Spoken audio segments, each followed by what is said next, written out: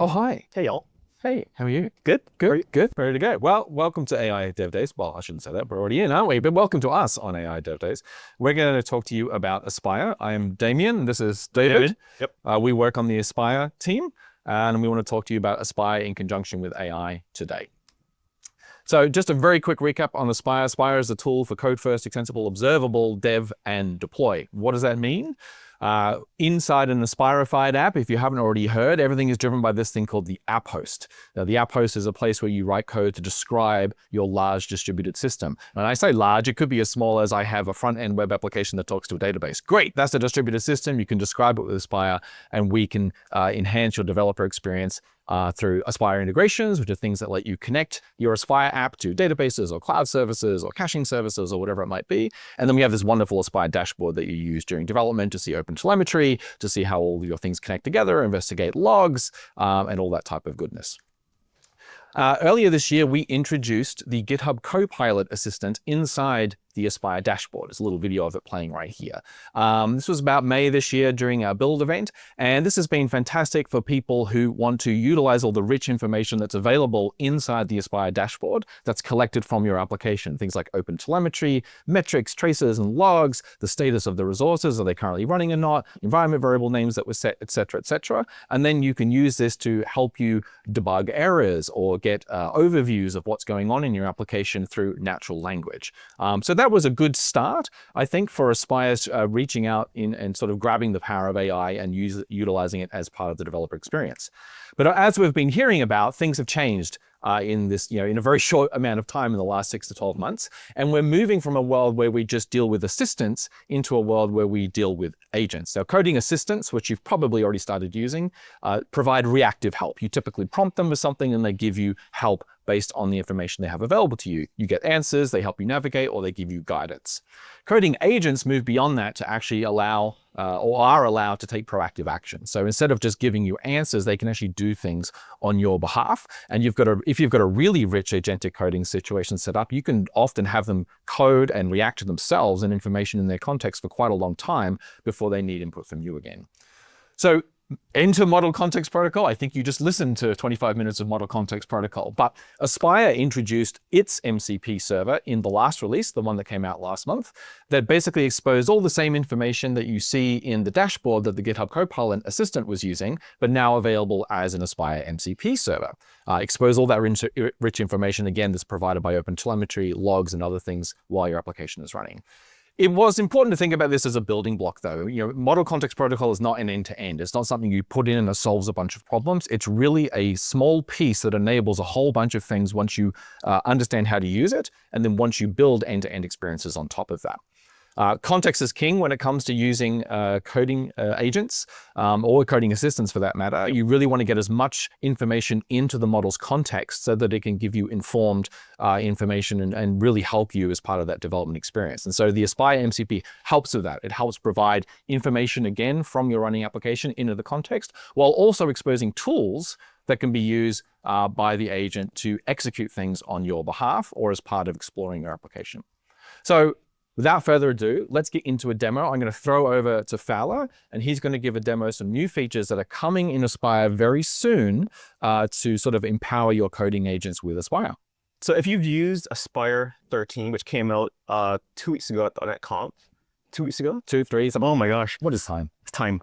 And you would have used it. What it was we were exposing the MCP, we were exposing the dashboard information via an MCP server. Right. So you would go to the dashboard in Aspire, you would launch your application, you would click on the MCP icon, and you would configure VS Code, or any other client to use the MCP server of that app. We've made some enhancements to Aspire 13.1, the next version, and I'll show you the experience on a new project. So I'm going to create a new project. These are new templates. I'm going to pick Fast API and React. So that's a JS front end and a Python back end. And I'll say pydemo MCP 01 because we're computer scientists. .dev localhost URLs. I'll hit yes. These aren't super important. And it will create an application using 13.1 preview builds. We're running hot today. Let's see if it all works out. So I have a simple application here. I could run it and show you. So a front end weather API and a back end fate weather API. It's a typical starter app that we've had for a while. Yeah. there's a new command if I launch the Aspire CLI called Aspire MCP. So we added an MCP server to the command line to make it easier to manage multiple MCP apps that are multiple app hosts that could be running in your workspace. So this speaks a little bit to the whole, it's a building block, not an end-to-end. Like previously, you would have to start your app, you'd have to go to the dashboard, know to click the icon, there'd be a bunch of instructions, you have to copy paste stuff or click the link. And even then, if you did click the link, it didn't always work because we had some issues with local dev search, certificate trust and whatnot. But my understanding is this new experience is about saying you have one MCP server for Aspire, the one that lives in the CLI, and we'll take care of finding your apps and connecting to them. That's right. So this solves onboarding. And to go even further, we have this command called Aspire MCP init. And what it wants to do is it wants to discover all of the agents on your machine. So any well-known client agent, we detect VS Code. Coding agent. Coding agent. Right. We detect VS Code, Claude Code, Copilot CLI. I think it's configured already, so it didn't add error. But I'm going to configure my new app to use the MCP server for Aspire. And then we go further and we say, do you want to have some instructions to tell you how to use the MCP server? Oh, interesting. So this is, again, about context. So even though you might have an MCP server, you might want to add more context. It's like, hey, if you're a coding agent, you should probably read this to know more about the workspace that you're currently working in. How do you use Aspire? How do you use the tools? What are they used for?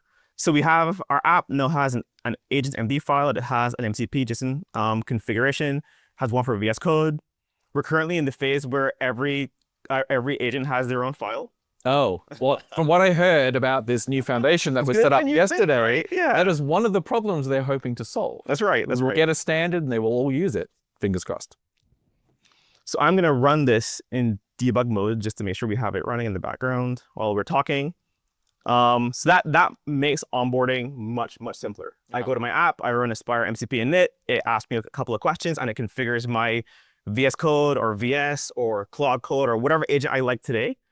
It'll help you configure that agent on your behalf. Very cool. So that should light up in a second, and then we should be able to start asking the agent questions about, what is in my app host. Let's get the agent to work for what's us. running. Exactly. Right. Someday. It's going. I see it moving. I see stuff is happening. Okay, good. It's launching. There we go. Wait. No, it should be good. Why is he trying to use Podman? We're getting to see the real-time thinking process. David Fowler. It's always my favorite thing. Let's try it again. Let's try it one more time. Demos never fail with AI.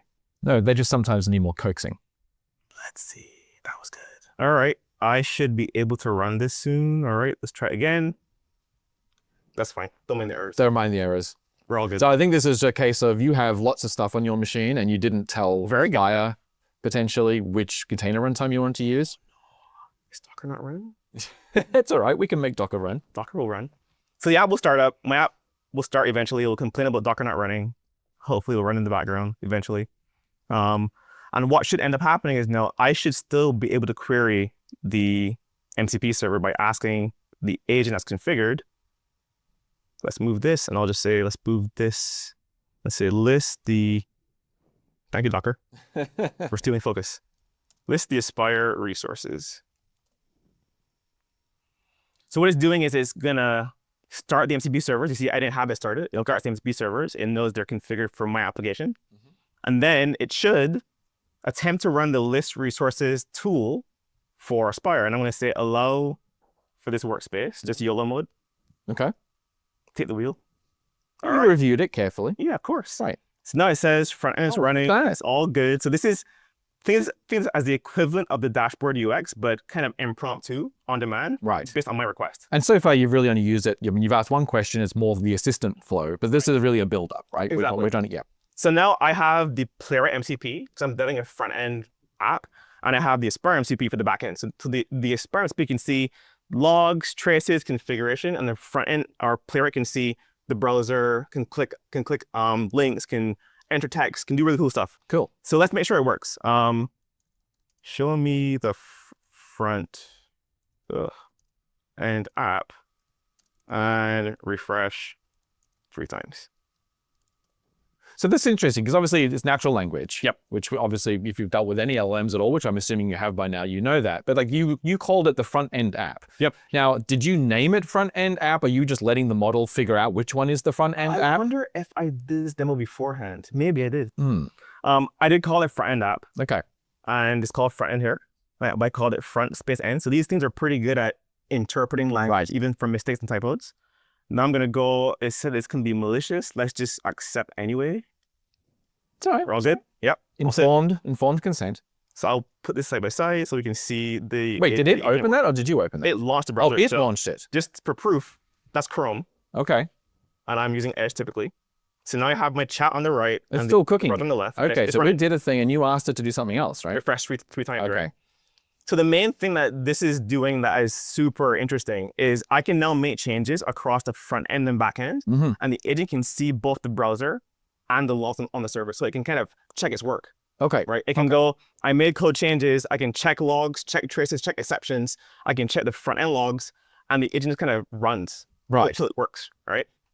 Interesting. So rather than like it telling you it did something and then saying it's successful, it's all done, and then you're going to use it manually as a human and saying it doesn't work. You're annoyed, right? And then maybe having to manually look at logs, copy paste it, put it into the context.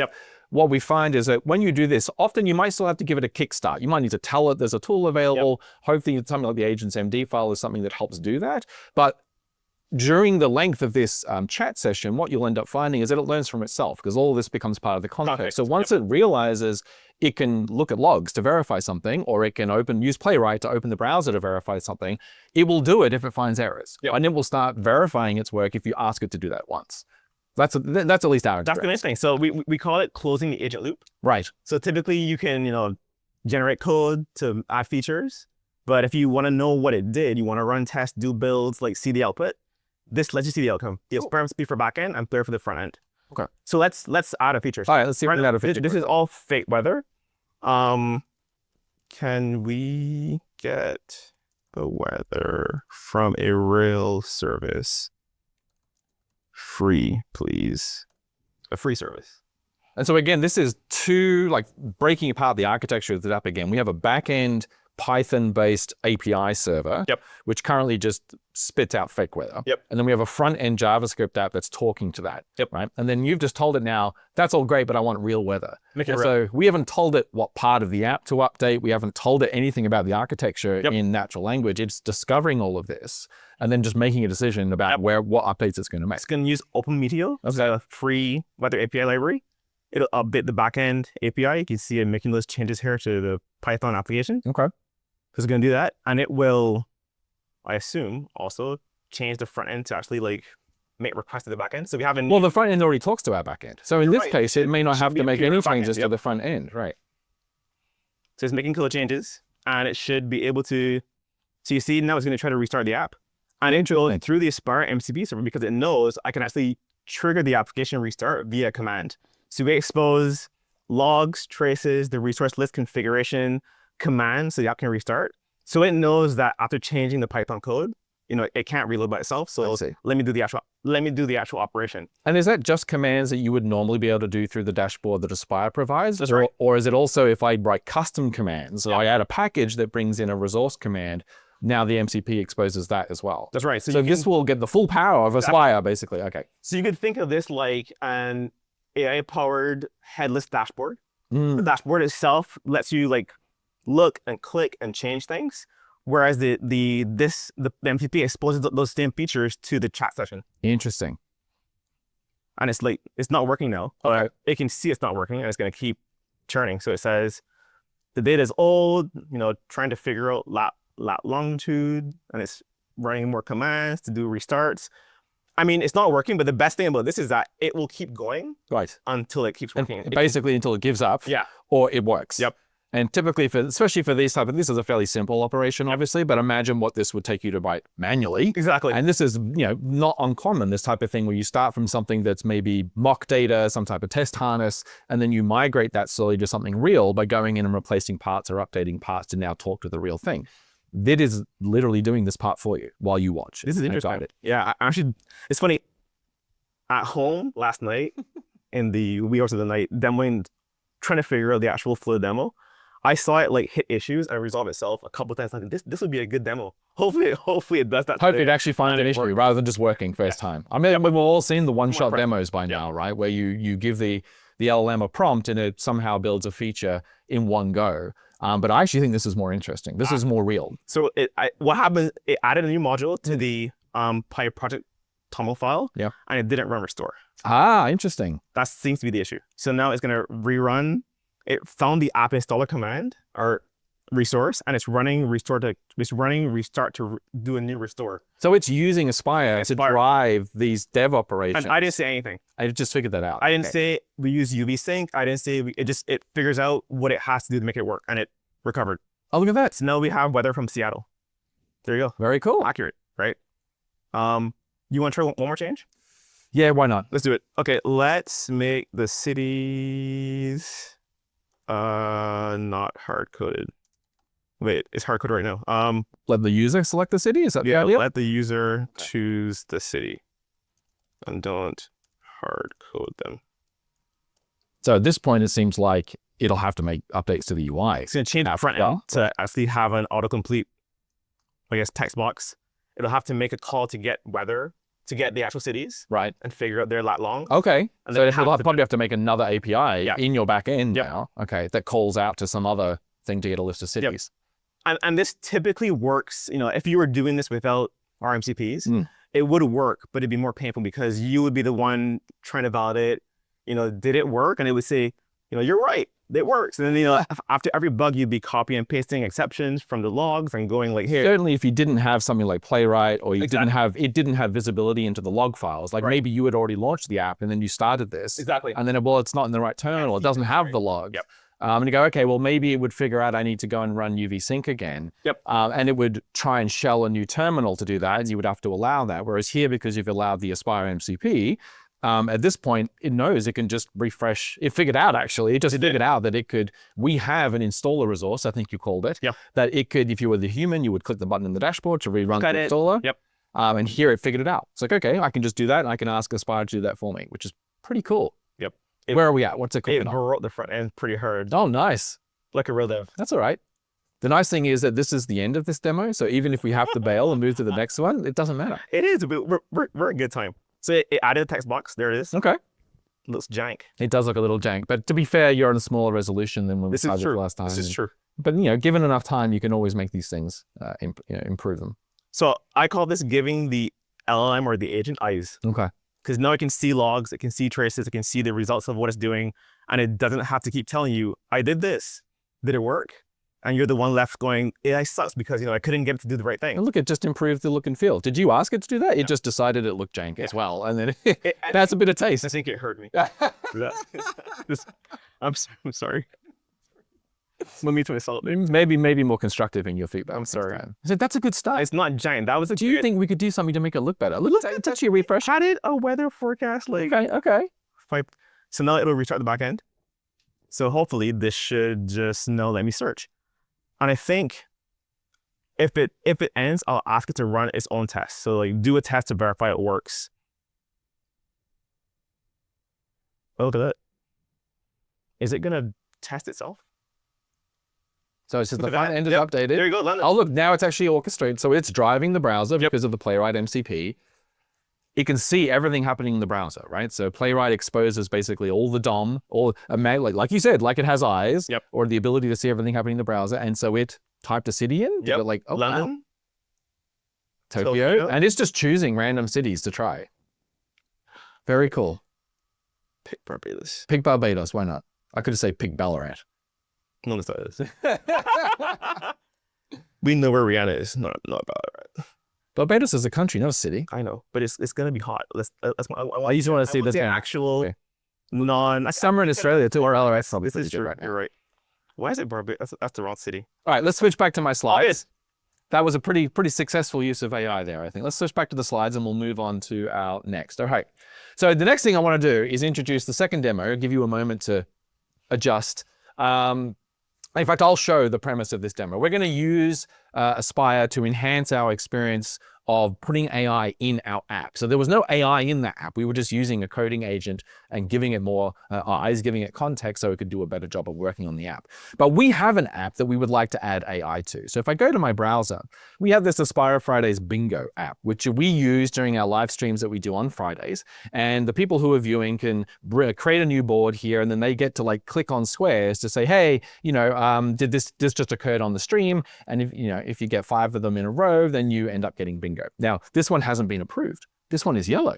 It turns out there's actually an admin screen that you don't see as part of this application. And a human admin who was also watching the stream has to go in and verify that this actually took place. And you can't get bingo until obviously all the squares are ticked. We would love for some AI assistance here. We would love some type of admin agent that can be started by the human when the stream starts, or maybe automatically, that could be monitoring the stream in real time and could either auto-approve squares that it has decided have taken place, or maybe even just like bumps the priority, says, you know what, this square has a pretty good chance that it may have happened, but I'm not quite sure. So that's the general idea. But rather than diving straight into this code base, often as developers, we like to build a harness. We start again from scratch to test out a particular idea. So Fowler and I did this last week. If we switch to his screen now, and we basically used the coding agent that you saw before to vibe code out a mock version of this application, just so that we could test out and build up this idea of adding AI to the app specifically for the purpose of verifying squares. So what did we build? What can you show us? So what happens is, so there are 2 parts to it. One is, pretend you're on live stream, pretend you're on YouTube, there's a stream going on. There has to be a service to get live transcripts. So on the right-hand side, there's this live chat view that is pumping either fake or real chat transcripts from a service into the actual UI. In the background, every 10 seconds, we keep a 5-minute window of the last set of comments from the live stream. And then we ask LLM to classify, based on the current bingo squares, if there's a match. Okay, so can you show the Aspire dashboard graph view, maybe, and we can see actually what's going on with this application? So if you look at the trace for this, you could look at the traces, I guess. It shows this BFF talking to OpenAI. Okay. And you can see here, we have these sparkles. This sparkle is the GenAI visualizer. The GenAI visualizer in the dashboard. And it shows me this beautiful sparkle.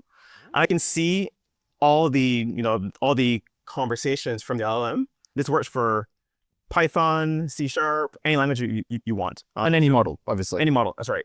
So I'm using GPT-4 Mini because it's super cheap. And what it has is this giant prompt that says, you are trying to figure out, you're trying to classify based on the input transcript, and these bingo squares give me the results. So it has this big prompt that explains all the bingo squares and the 5 minutes of transcript. So here's the actual 5 minutes. Oh, that 5-minute window that you talked about. And you're basically saying within this window, tell us if any of these squares, that's right, by your judgment, that's right, have occurred. And then it returns this list. That's so cool. So in traditional ML, you might train a custom model to do this type of classification problem. But with the power of LLMs, you can often get away, especially for these types of things, with just using, and you're not using a massive model either. That's right. You're using 4O Mini here.